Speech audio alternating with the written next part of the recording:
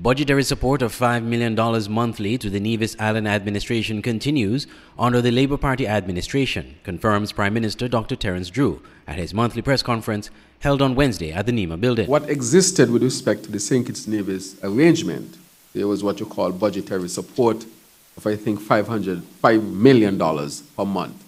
That still continues. However, in speaking to the Premier, he and I met very early in the term, and we had decided that we are going to put a committee together.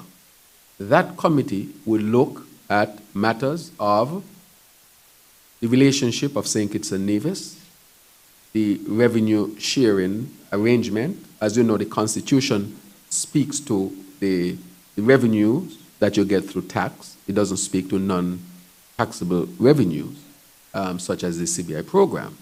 And so that committee is being put together. Just recently, I spoke to the Premier again, and he has said once he has given his throne speech that, and I think it's this week, might be tomorrow, that will sit to make sure that that committee comes together.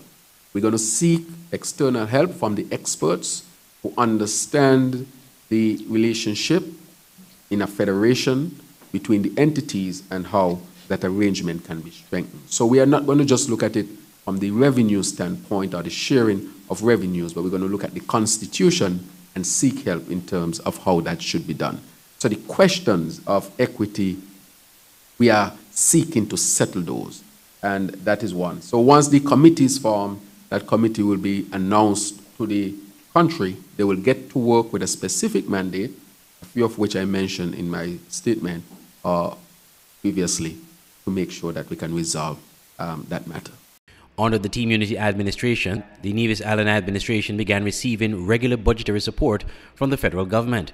But Premier Mark Brantley and the then Prime Minister, Dr. Timothy Harris, were at odds about the allocation of income from the Citizenship by Investment program, which is listed as a non-tax revenue. That disagreement was one of the factors that led to the collapse of the Team Unity coalition. Andre Huey, SKN Newsline.